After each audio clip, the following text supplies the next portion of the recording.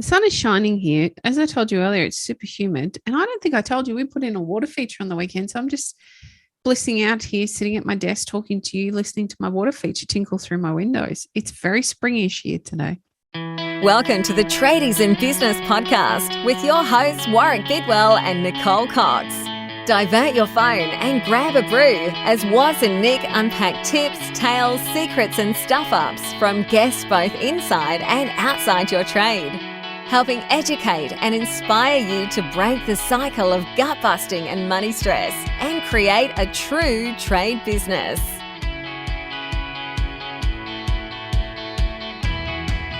Good morning, everybody.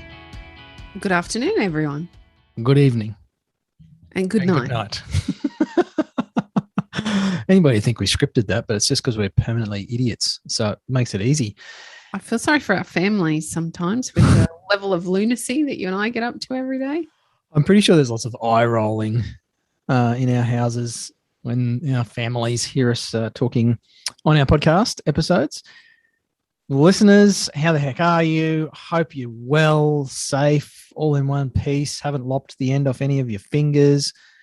Speaking of which, we had a client, one of our tradiepreneurs, sent us some photos of, fortunately, not workplace accidents. Well, I think one of them definitely wasn't. I don't think the other one was workplace. But a couple of people had a mishap with a circular saw. So there you go. There's a visual for you. Hopefully you're not eating your breakfast right now. Yuck. And I do not have a Chuck Norris segue into the fact that it's spring, maybe because there's a spring in the circular saw safety guard thing that someone took off and then chopped their thumb. No, I can't help you because I remember it was a personal job. It wasn't at work. Yes. It was in home time. Correct. And I don't know, maybe there's a Chucky Norris there in perhaps removing he was the safety device. Oh. I don't know. You know, I've got nothing Thinking either. he knew better. I was trying really hard. He did think he knew better. He's like, I don't need that thing. It's a pain. You know, I'll take it off. And then zing, there goes the end of your thumb. Yeah. Actually, finger, right index finger. Yeah, it's not a good one. Pushing the timber through and zook. Now that we've given everyone that visual, please be safe and remember to check your guards. It is spring. Meanwhile, how cool are those electrically activated safety brakes on table saws? Not very practical because it destroys the thing when it stops the blade. But they're about as great as the I don't know if you ever experienced it in the Audi. It had one and it would scare the crap out of me because the slightest thing like a branch moving behind the car would make the safety brake go off. So you'd be happily reversing and it'd be like, and you're like a crash test dummy because it's that severe and rigid. Yeah, right. You just couldn't win. It was terrible. Yeah, it's an interesting look at safety devices, you know, non-human safety devices being super smart, but actually not all that great because they don't account for anomalies. They don't account for exceptions. Yes. And we could have planned and done a whole episode about exceptions and how they make for exceptional customer service and stuff, but we'll do that another time. Let's talk about spring instead. All right, let's talk about spring. Finish bouncing around like a ball in a pinball machine. I love pennies. Anyway, I won't do it anymore. Spring, I don't know. It's a time of change. I was out in the garden yesterday afternoon and there are bees and there are new buds on the plants and it's a nice time of year. It starts to get warmer. Days are a bit longer. I come out of my August funk, which seems to have extended over to the first day of spring. Funky cold Medina. I don't like August and I don't know. It's a good time. It's always felt like a nice time of year. It's my daughter's birthday. It's my wedding anniversary. It's a nice time of year. Spring's lovely. Makes me feel warm and fuzzy, and it's a big time of change. Lots of weddings in September. It's the perfect temperature, although March and April's pretty Depends darn where you are. fine. It's still snowing down here in Tassie. Okay, well, I'm not coming to Tasmania to get married then. It's 6 degrees this morning when wifey and I went and climbed to the top of our little hill on our property and sat with our coffees and watched the sun rise for the first day of spring, a little tradition that we have. We watch the sun come up on the first day of spring, pre-dawn. So it was a bit fresh this morning. That's cold. Thank goodness for Arctic level down jackets and thermals and stuff. Well, I inadvertently watched the sun come up as I walked the dogs this morning. So there you go. And now I have a spring thing too. Accidentally watched the sunrise. It happens every morning as I'm walking the animals. The sun comes up and that's not true because in winter it doesn't until much later, but it started coming up again now. It's lovely. So spring is a time for change, Coxie, in nature at least. We get very excited about spring down here in Tassie. It's something I notice about being in a colder climate where we do have definite seasons. Yes. I think Queensland, it's just summer all year. Certainly in some parts of Queensland, you don't really, like you get the winter-summer split, but where you are, Coxie, it's pretty much gone from winter to summer all of a sudden. You were just telling me earlier how humid it is and hot.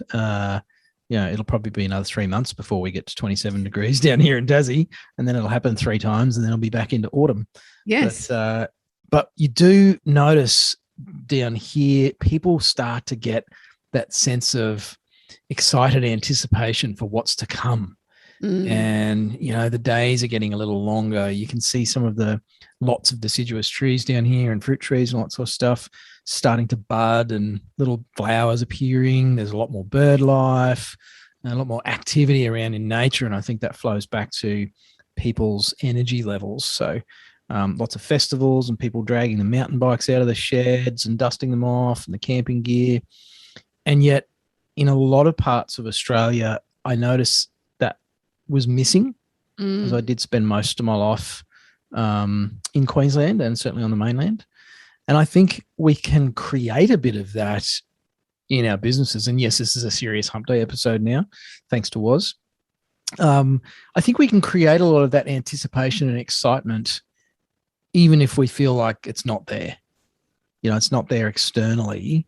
It is spring. It's the first day of spring today. It's a fantastic time. It's a season or a cycle. I put a little post together for our socials this morning, and it just got me pondering it. It's a cycle, and our life goes through cycles and seasons, as do our businesses. But sometimes I think we get stuck in one season. We get stuck in the summer headspace or the winter headspace. You're just talking about coming out of August, how it's a tough month for you personally. And I think a lot of people just find themselves unconsciously getting stuck in August. And their business is stuck in August for 3 years, where it's just that funk or a headspace that we get into. So I think it's a fantastic opportunity to go, you know what, it's the first day of spring. What can I change? What can I do differently? Maybe I can create a new tradition in my business where we do some planning, or, we review some stuff, or have a look at, the next 3 months. A lot of uncertainty around, and yet there's still a heck of a lot we can do to control what's going on in our lives and create something even within the current restrictions and setup that's going on in the world. I was going to remind everyone, hold on to your hats, how close Christmas is. And I find with the change in the air, clients come out of the woodwork. So it's a great time to begin thinking about how you're going to cope with that rush come the end of the year, because it does come so quickly, it sneaks up on you. Also, coming out of lockdown, I guess what's different about the lockdowns that we currently have is that we've been here before, and what we saw systematically after the last lot was a rush of people wishing to get work done. So what can we start to do right now that might set us ready for taking on that rush of work that's going to come on? Or if you're in lockdown and you've had to shuffle everyone out for 4-6 weeks, I think we may have even hit 8 weeks now in New South Wales. What does that look like? Have you started planning on what you can do and what you can fit in and what that might look like when you can open up? It's a good time to start thinking about how the end of the year is going to look, and not, I guess, letting go of working on the business while you have the opportunity to. So what, as Warwick said earlier, what can you change? What changes can you make in the business? What could be different? Do we need to do an audit and have a look at what needs to change? Do we need to think about what's previously gone wrong, or what the sticking points were, or where the dissatisfaction levels were coming from? What can we do to create change around those areas? Not all of it's going to be comfortable. We talk about money always being one of those uncomfortable spots in a business. Even when you're good at it, it can still be uncomfortable because those figures rarely say what you want them to say. And yet not looking at it actually creates a bigger problem moving forward. I feel like a broken record when I say that, because we do say it quite frequently. But it's a good reminder. And now's a great time to start to look, well, what does the end of the year look like for my trade business? And how am I going to manage the flow in the time that I have left? Start to position your clients now. If I remember that September was always that month of deck inquiries. We would have so many deck inquiries. Or can you come and fit a bifold door? You know, everybody wants to start living more outdoors, like you were speaking about, Warwick.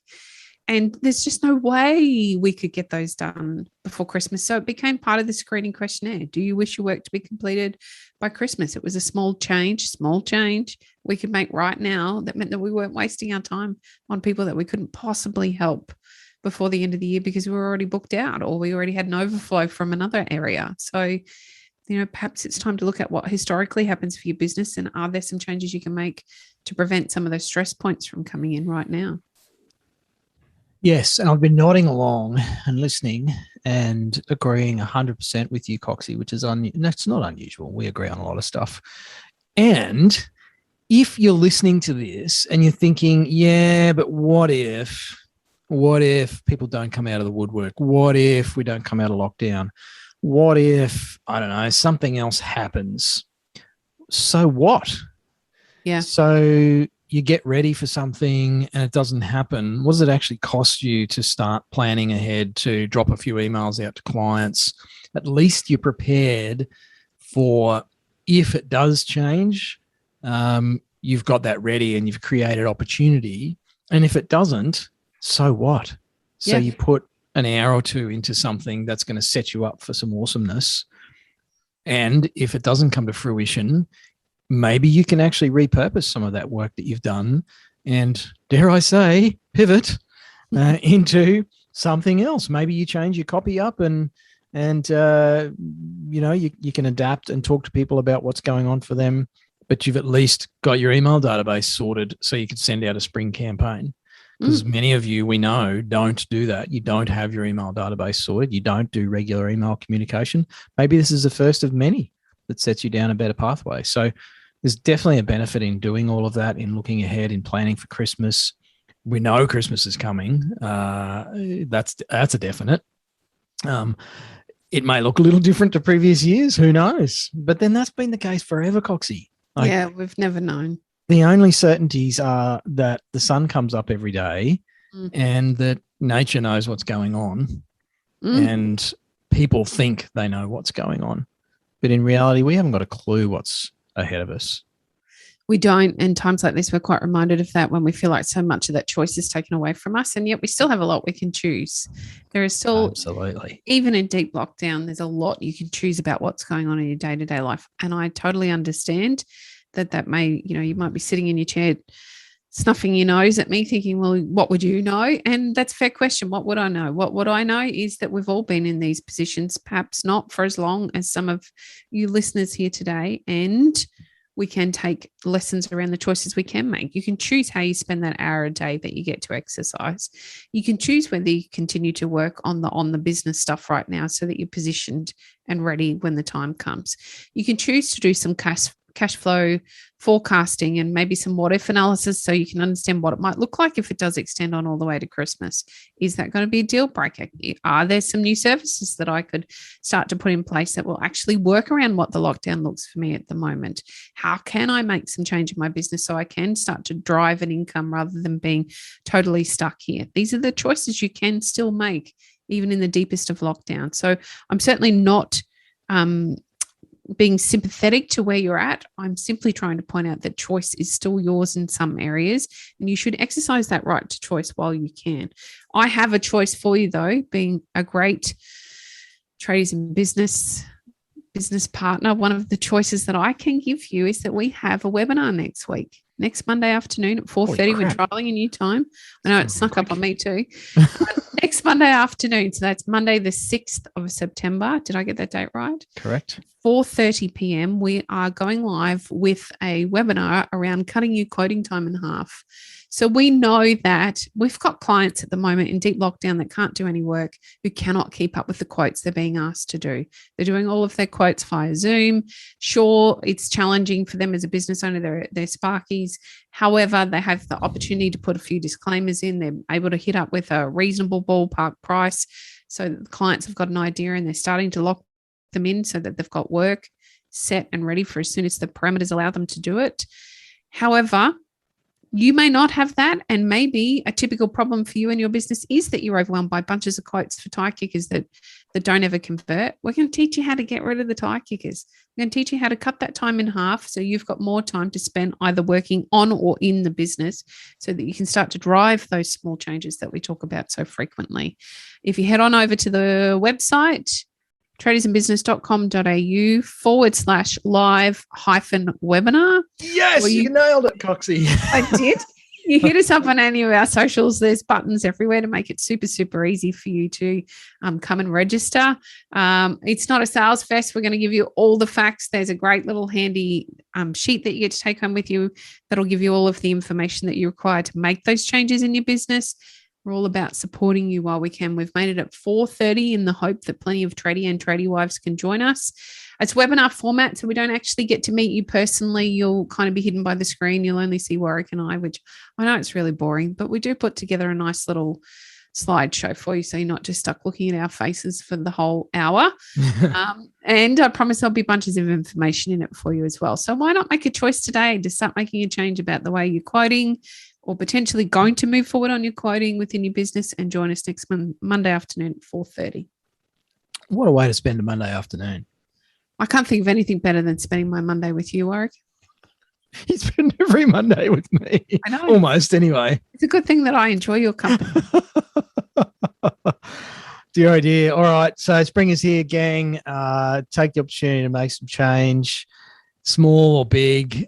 Just change something. Change something about this coming month, and the change to September, October, and rolling into Christmas starts today. Obviously, don't just listen to this episode and maybe smile and maybe roll your eyes or snort your nose at Coxie or whatever you're doing, and then don't do anything off the back of it. No. Maybe take this opportunity to do something a little different at the end of this episode, other than roll into the next one or go listen to Joe Rogan or something. Go take a little action. Go check out the webinar page, or jump onto our free downloads page. There's a bunch of resources you can grab there. Join the TIB30 challenge. It starts today. We've been talking about that for a while. Do something. Take a little action today. And even if that's not to do with engaging with us here at Tradies in Business, maybe it's just yourself. Maybe send an invoice that you've been sitting on for ages. Do something today to start the snowball rolling. But do check out some of the gear we've got for you. We know it's helpful. It's brought value to lots of people. And I may even go outside my house today, Coxie, because the sun appears to be shining here in Tasmania. The sun is shining here. As I told you earlier, it's super humid. And I don't think I told you we put in a water feature on the weekend. So I'm just blissing out here, sitting at my desk, talking to you, listening to my water feature tinkle through my windows. It's very springish here today. Lovely. I'm feeling all warm and fuzzy just thinking about it. That could be my thick jumper keeping me warm, though. It might be. I think I've put socks on too. Yes, woolen socks as well. Listeners, thanks for tuning in to another episode of the Tradies in Business podcast. Grateful for your listeners. Get it? Listeners? Okay. And we'll be back at you again tomorrow. Thanks for listening. Hooroo. You've been listening to the Tradies in Business podcast with Warwick Bidwell and Nicole Cox. Find out more about today's guest, tools for your trade business, and other cool stuff at tradiesinbusiness.com.au.